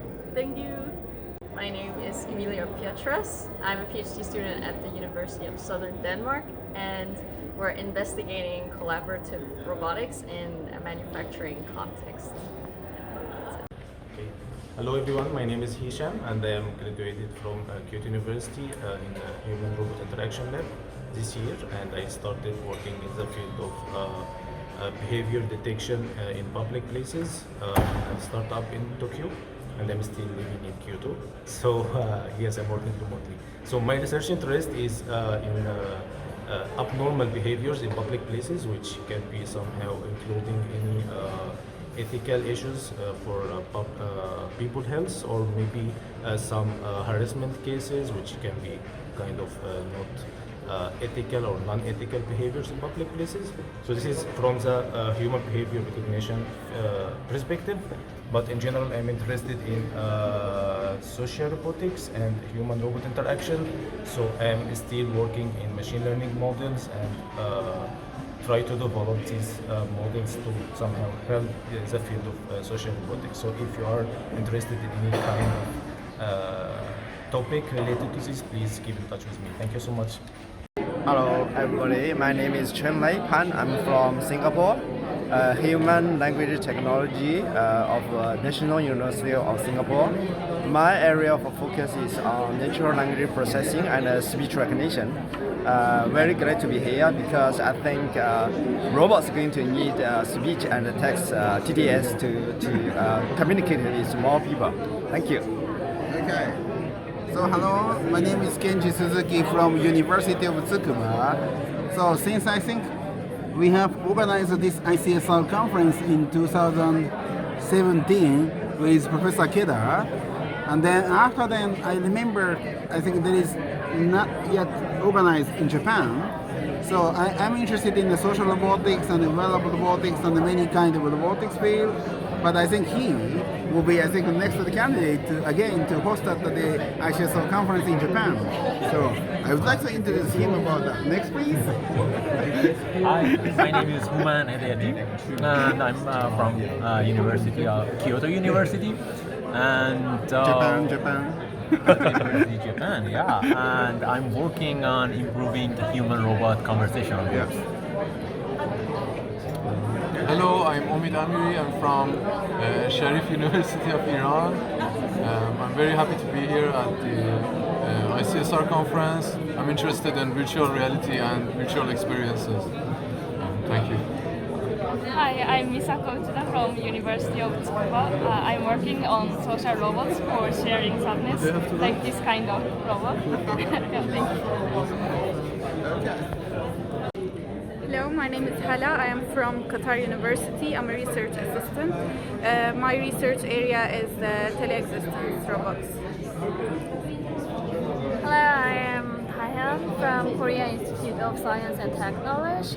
My research domain is robotized product design. Hi, I'm Yoon Seok Lim from Korea Institute of Science and Technology. All of us from South Korea, and we are doing a lot of researches on the human-robot interactions, from making actual robots and designing the interactions, and also the HR experience. Hello, I'm Sang-min Kim from South Korea, and I majored industry engineering, and now I'm working on the social robotics and human-robot interactions, and the ability about the problem solution to innovate for other projects. Hi, my name is Nyang-Duk Yoon. I'm a PhD student in the Graduate University for Advanced Study, also known as Sokendai, in Japan. So I'm working on the researching about the telepresence robot, how the affect the people about the anthropomorphism and presence. Thank you. I'm Takahiro Tsumuro. Yeah. I belong Sokendai and National Institute of Informatics. My research is human-agent interaction, especially humans and agent relationship through empathy. Thank you. Hi, I'm Louis-Philippe Demers. I'm actually like what they call robotic artist. So basically I'm using robots in social contexts, but not as for engineering, but more like on looking at the artistic side. So like I go to conferences like this to almost gather data about how to interact, just to inspire me, and to, like artists do, we reappropriate everything. So I take something, I deconstruct it, I reformulate it, and then I present it in an artistic framework. And at the same time, like the artistic framework enables me to what they call like playing in the wild. So like it's a very, very different scenarios. So it gives like an alternate path of experimenting with robot, and sometimes with very, very like concrete like interaction scenario, very like transformative scenarios for the audience. So this is the first time that I made robots that touches people, and I make exoskeletons that makes people dance and so forth. So I think there's a great complement to have like art and science work together, and having paths parallel, sometimes that they cross, sometimes they diverge, and I think this is the actually the diversity of it that's the most important of it. I'm Leon Bodenhagen from AC Robotics. I would like to thank the organizers for ICSR in Qatar. It was really awesome, and I would love to see all of you in Odense next year.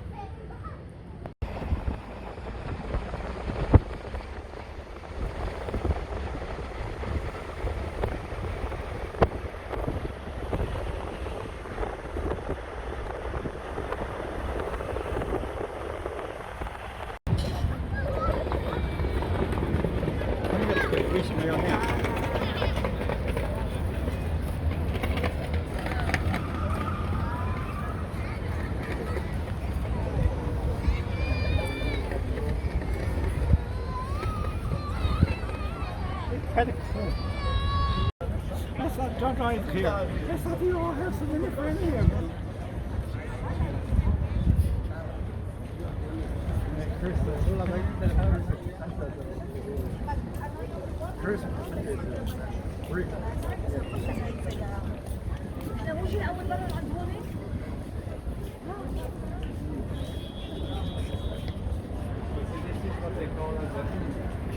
Oud, the oud.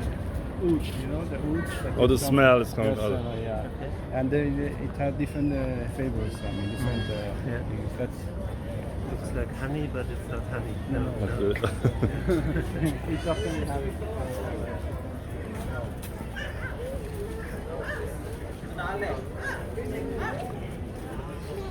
Maybe saying Hafsan who needs to go.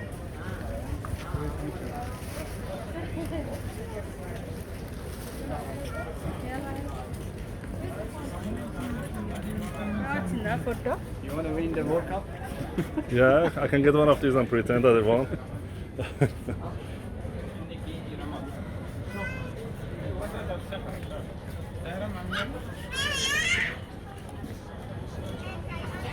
This is Souq Waqf. Souq Waqf. Okay.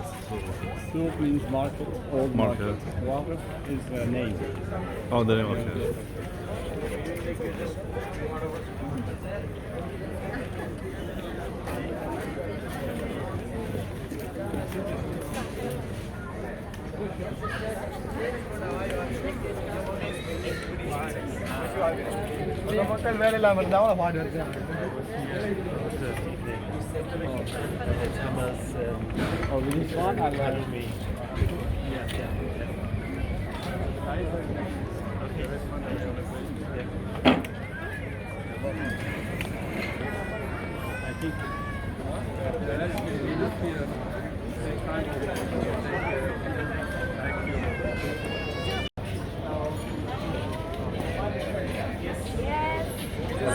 Oh, you made it. All right. Yes, I came here, I didn't know what to do, so I just looked around.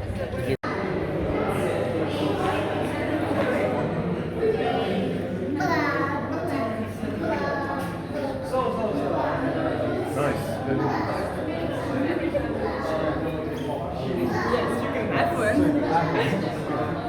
Was it only the first time? Yes.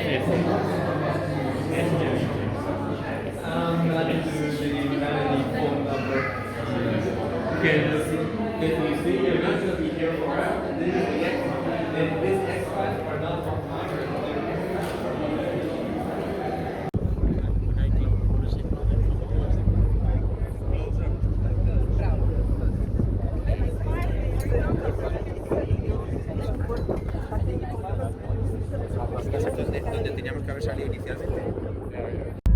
This is International Conference on Social Robotics. We are going to show you the basic emotion.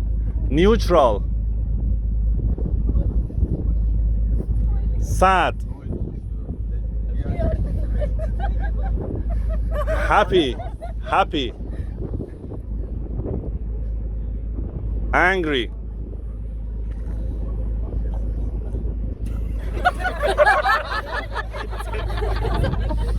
Disgust. Sad. We already danced. Hate. Fear. Sorry, fear. Thank you very much. It's gonna be used as a data set. Oh, sorry. Surprise. Sorry. We give as a first author of the paper. Surprise. Perfect.